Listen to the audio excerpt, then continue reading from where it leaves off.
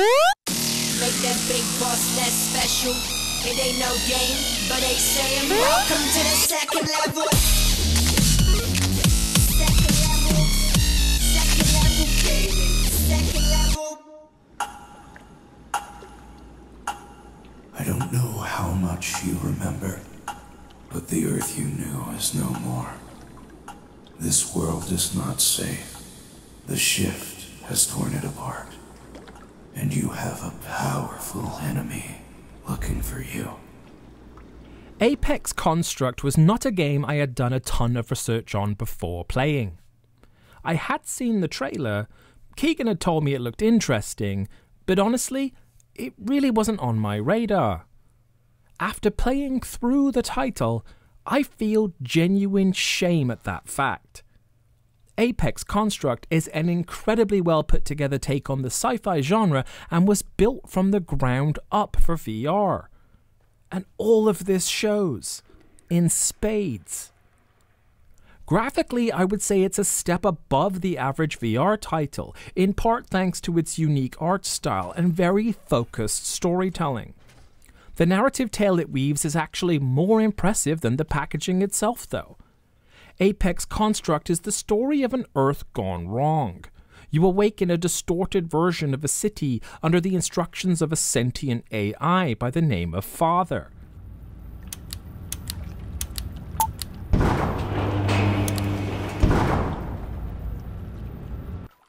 We must activate a cloaking device to make the safe house invisible to MothR. Unfortunately, you can't even get to the device before you have higher security clearance. You should be able to find an access card in this area. And while you're here, do search the computers for any information you can find about the pre-shift world. He begins to inform you of an evil being that has already become aware of your presence and would love nothing more than to wipe you out. Her name is MothR. Oh no, something's wrong. Quickly, we need to leave.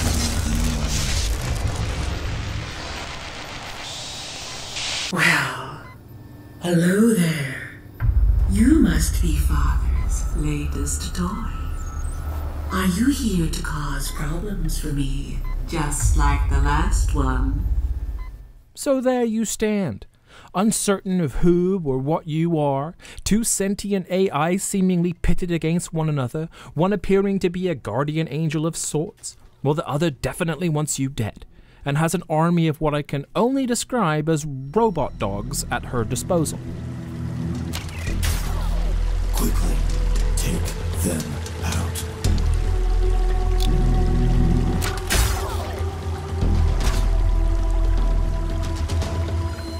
As things unfold, though, you quickly start to catch on that not everything is as it seems. Someone has been leaving notes around the world, and that someone sounds an awful lot like you. But how could that be? You just woke up, right? Right? The movement in Apex feels wonderful and has a plethora of options available for tweaking. You can both teleport and use smooth locomotion at the same time. You can do incremental or smooth turning. The game also caters to left-handed players just as much as right. It even has an option to select whether you will be sitting or standing during play. Other VR devs could seriously take lessons from how well implemented the controls in this game are. Everything felt comfortable and smooth. After multiple hours of play, I had no sense of nausea at all. Which is good, because it doesn't take long before you have to master the game's main method of defense and attack. VR weapon of choice, a bow.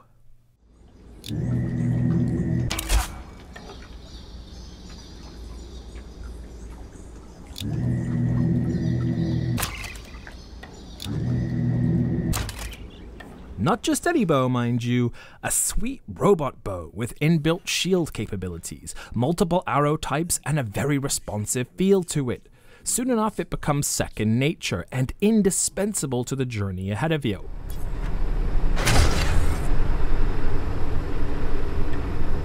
This seems to be a shooting range of some kind. Try using your new arrows on those pads.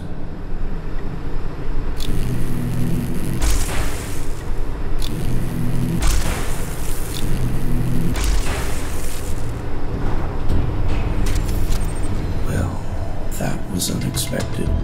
The door out is locked. I'm trying to get it open. In the meantime, just try and survive. There is the occasional grenade you may find or buy from one of the game's vending machines. Ultimately, though, your bow is your best friend. Not only is it used for dispatching the robot dogs, but also can be utilized for many of the game's puzzles. As I said, indispensable. Luckily, if you do feel like putting it away for a while, you may, which comes in handy for using one of the game's many other major components: computer terminals. You heard me right. You can actually type into in-game computers and search the file systems using code-based inputs. Occasionally it feels a little frustrating for obvious reasons, but when it works, which is a large majority of the time, it's actually quite a magical feeling. This is the immersion that VR deserves. It's the small attention to details like this that really make the difference here. Apex Construct feels like a true second-generation VR title. Built from the ground up for VR. It controls great, graphically is stunning, has a robust inventory management, and an interesting plot. It's a huge step in the right direction.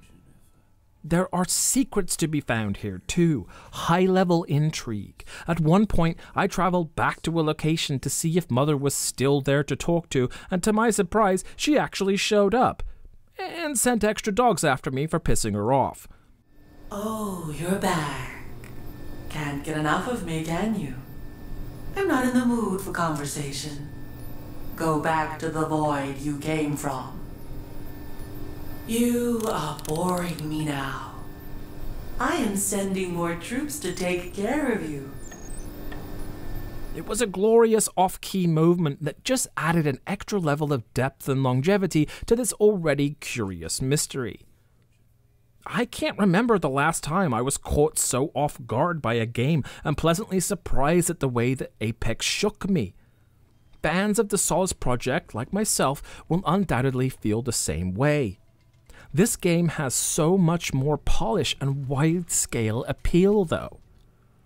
After playing this and Sprint Vector within a week's time span of each other, I couldn't be happier with the current PSVR lineup this year. And we still haven't heard a peep from that adorable little mouse yet. Thanks for watching.